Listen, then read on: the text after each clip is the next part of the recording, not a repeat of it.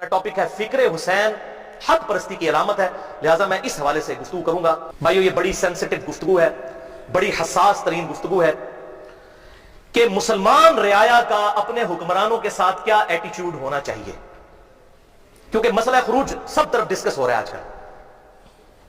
कुरान और सुन्नत की रोशनी में कुल 3 तरह की सिचुएशंस बनती हैं इस हवाले से कि मुसलमान पब्लिक, मुसलमान रियाया का अपने हुक्मरानों के साथ क्या सलूक होना चाहिए। मैं इंशाल्लाह इस बात को इतना आसान करके बयान करूंगा ताकि आम आदमी तक ये बात पहुंच जाए। खुसूसन आज पूरी दुनिया के अंदर चूंकि खिलाफत के हवाले से आवाज उठ चुकी है और हुक्मरानों के खिलाफ खरूज और इस तरह की बातें हो रही हैं, और हजरत हुसैन का नाम भी लिया जा रहा है और उन हलकों से लिया जा रहा है जो हजरत हुसैन का नाम ही नहीं लेते थे। चले किसी बरकत से उन्होंने नाम लेना तो शुरू किया। पहली सिचुएशन, ये 3 सिचुएशंस मैं डिस्कस करूंगा मुसलमान रियाया का अपने हुक्मरानों के साथ, और इसी कैटेगरी में तीसरी सिचुएशन आएगी हजरत हुसैन का उस वक्त के हाकिम के खिलाफ उठना। लेकिन बात समझ नहीं आएगी जब तक आप बात पीछे से शुरू ना करें। ये यजीद कोई आसमान से तख्त पे नाजिल होकर बैठ नहीं गया था, एक पूरा सिस्टम था जो बिगड़ा, उसका नुमाइंदा बनकर यजीद आया। यजीद कोई बचपन से कोई इस एतबार से नहीं था मामला कि उसे अल्लाह ताला ने भेजा था इसी काम के लिए, नहीं, उससे पहले ही मामला बिगड़ चुका था। वो अब इंशाल्लाह आपको पता चलेगा। पहली सिचुएशन, पहली सूरत हाल कि अगर किसी खलीफा की खिलाफत यूनानिमसली मुसलमान एग्रीड करके कायम कर ले तो ऐसे खलीफा के खिलाफ खुरूज करना बिदअत कुबरा और हराम कतई है। कुरान हकीम की रोशनी में भी और बुखारी और मुस्लिम की दर्जनों अहादीस इसको सपोर्ट करती हैं, और सही मुस्लिम में पूरा चैप्टर है किताबुल इमारा, अमारा यानी अमारत का बयान, हुक्मरानों के साथ कैसा सलूक करना है। अगर कोई खलीफा राशिद है, सही खिलाफत उसकी मुसलमानों के मशवरे से तलवार के जोर पर धौंस के साथ कायम नहीं हुई, तो उसके खिलाफ खुरूज करना हराम मुतलक और बिदअत कुबरा है। इससे बड़ी कोई उम्मत में बिदअत ही नहीं है। अब ये खिलाफत राशिदा की नुमाइंदा मिसाल क्या है? वो 30 साल। सुनन अबी दाऊद में 4646, जामिया तिरमिज़ी में 2226 और मुस्नद इमाम अहमद में 18430 नंबर हदीस जिल्द 4 सफा 273 पे मौजूद है। इन सारी हदीस का लुब्बे लबाब यह है कि आप सल्लल्लाहु अलैहि वसल्लम ने फरमाया, मेरे बाद खिलाफत अला मिनहाजुन नबुव्वह 30 साल तक रहेगी। कितने साल? 30 साल। तो फरमाया 30 साल तक खिलाफत अला मिनहाजुन नबुव्वह रहेगी, हवाला मैं दे चुका।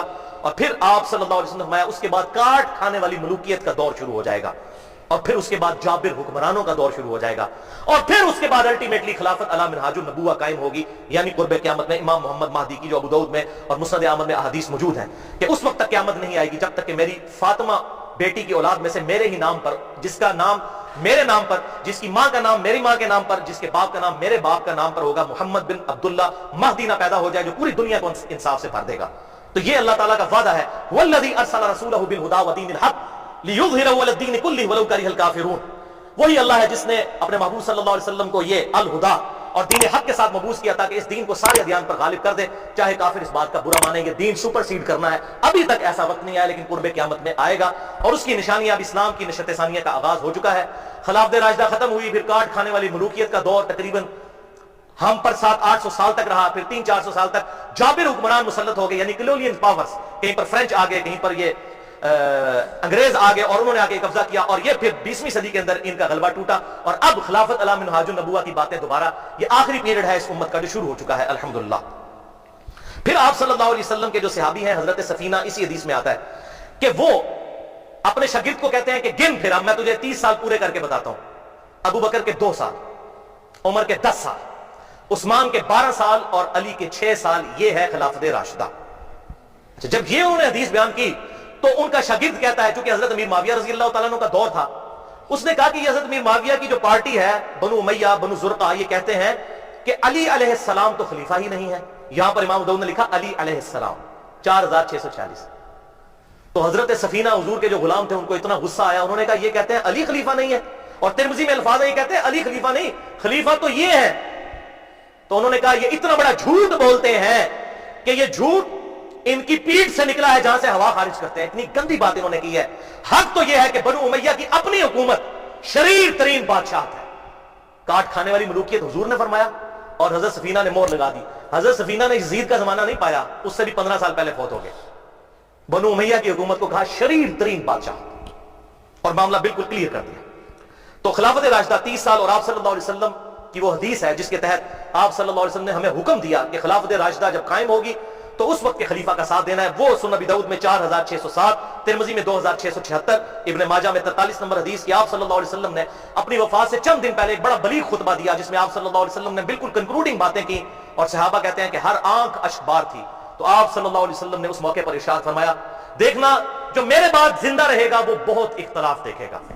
اس وقت علیکم بسنتی و سنت الخلفاء الراشدین المہدیین، تم پر میری سنت اور میرے خلفائے راشدین ہدایت یافتہ کی سنت لازمی ہے، ان کو پکڑ لینا.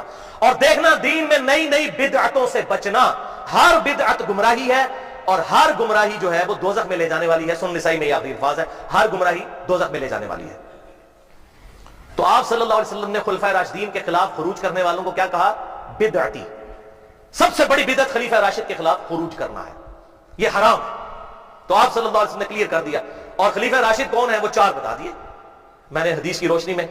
تو اب چاہے مخالفین ابو بکر ہوں، مخالفین عمر ہوں، مخالفین عثمان ہوں، یا مولا علی رضی اللہ تعالیٰ عنہ کے مخالفین ہوں، چونکہ یہ خلفائے راشدین تھے، ان کے خلاف کھڑا ہونا بدعت ہے، اس میں کوئی شک نہیں. آپ صلی اللہ علیہ وسلم نے خود کہا کہ بدعتوں سے بچنا، اور علیکم بسنتی و سنت الخلفاء الراشدین المہدیین، تم پر میری سنت اور میرے خلفائے راشدین کی سنت لازم ہے. تو یہ حدیث آ کر کوئی پنکچر نہیں ہو جاتی حضرت عثمان پہ، حضرت علی تک چلتی ہے. جو باغین عثمان تھے وہ سبائی پارٹی کوئی نہیں تھی، تو بالکل جھوٹ بول رہے ہیں. سبائی تو الگ سے ایک چیز تھی، وہ صحابہ اکرام علیہ رضوان میں ہی اختلاف ہو گیا تھا حضرت عثمان کے بارے میں، وہ الگ سے ایک ٹاپک ہے، میں آج اس کو ڈسکس نہیں کروں گا. بہرحال وہ خلیفہ راشد تھے، ان کے خلاف بھی جن لوگوں نے وہ حرکت کی اور حضرت عثمان کو شہید کیا، ہم ان کو بھی غلط سمجھتے ہیں. اسی طریقے سے حضرت علی کے خلاف بھی جو لوگ کھڑے ہوئے ان کو بھی ہم ناحق